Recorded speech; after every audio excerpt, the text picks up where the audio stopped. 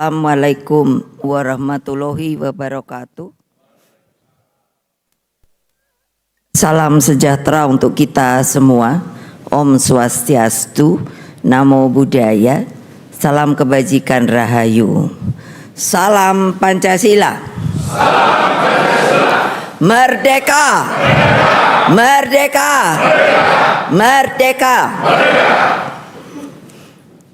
Yang saya hormati Ketua Umum Partai Persatuan Pembangunan atau P3 Bapak Haji Muhammad Mardiono, Ketua Umum Partai Hati Nurani Rakyat atau Hanura Bapak Osman Sabtaodang, Ketua Umum Partai Persatuan Indonesia atau Perindo Bapak Haritanu Sudibyo, Mas Prananda dan Mbak Puan Maharani, Bapak Arsyad Rashid, Ketua Tim Pemenangan Nasional Ganjar Pranowo atau TNPGP, beserta Pak Sandiaga Uno. Jadi pasti banyak nanya, kenapa Pak Sandiaga Uno ada di sini? Jangan lupa loh, beliau itu adalah P3. Bapak Andika Perkasa, Bapak Edi Pramono, dan Bapak Tuan Guru Bajang.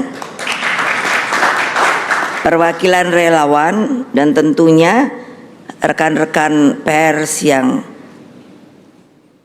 pada hari ini saya lihat kok, kenapa ya saya bilang sama Monang, kenapa kok banyak amat ya persnya?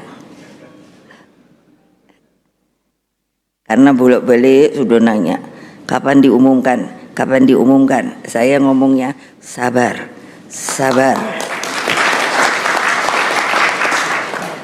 Dan seluruh rakyat Indonesia dimanapun kalian berada yang saya cintai, puji syukur kehadirat Allah Subhanahu wa Ta'ala sehingga kita bisa berkumpul di tempat yang sangat bersejarah ini. Untuk menjadi, jangan lupa sejarah, tempat ini menjadi saksi ketika kekuasaan otoriter Orde Baru mencoba meluluh lantakkan kantor Partai Demokrasi Indonesia belum pakai perjuangan pada 27 Juli 1996.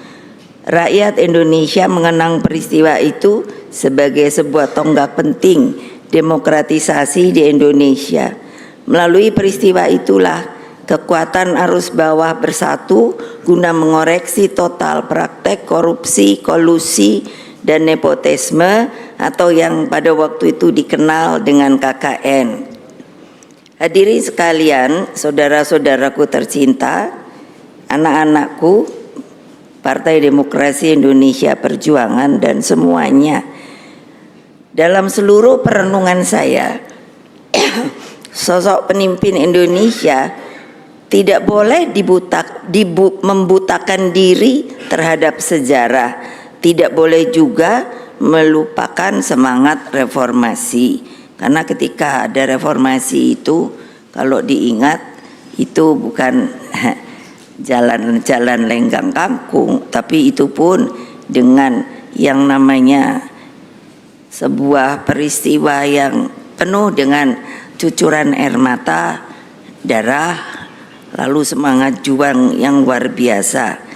Dari sejarah kita belajar bahwa pemimpin harus lahir dari gemblengan lahir batin.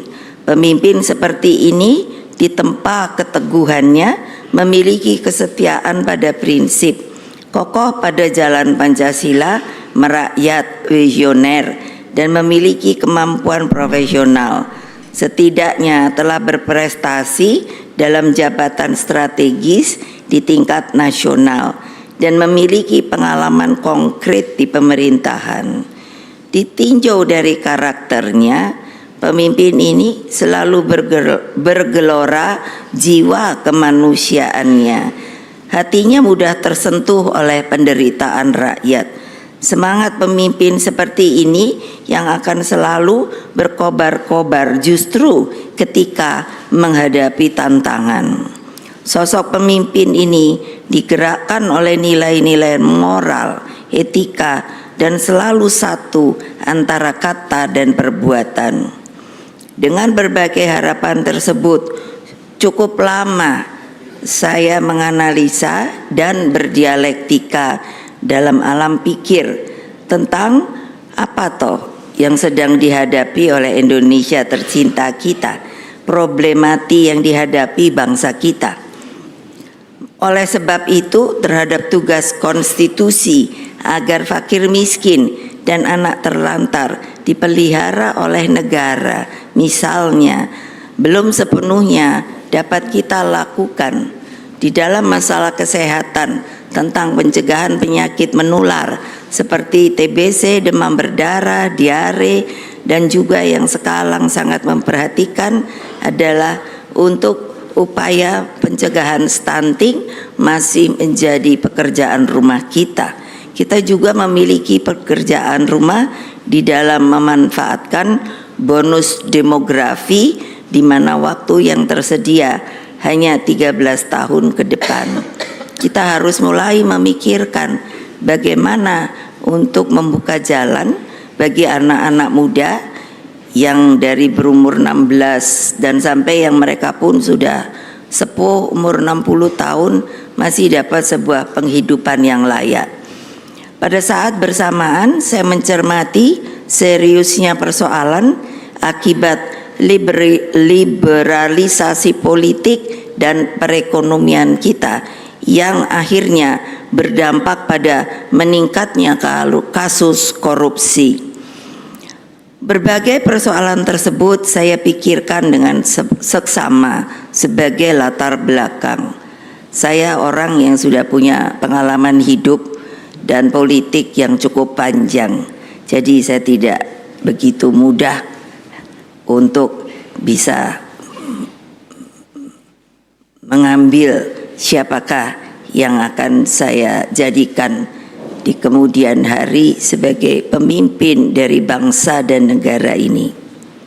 Saya menerima masukan dari seluruh ketua umum partai yang hadir di sini, juga mendengarkan masukan para tokoh. Kesemuanya saya kontemplasikan siapa sosok yang tepat mendampingi Pak Ganjar Pranowo.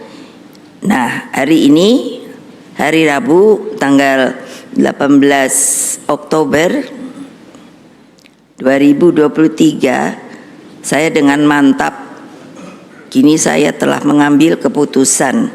Kesemuanya saya tujukan sebesar-besarnya bagi kepentingan rakyat, bangsa, dan negara. Karena itulah dengan mengucapkan Bismillahirrahmanirrahim, maka calon wakil presiden yang dipilih oleh Partai Demokrasi Indonesia Perjuangan yang akan mendampingi Bapak Ganjar Pranowo adalah Bapak Profesor Dr.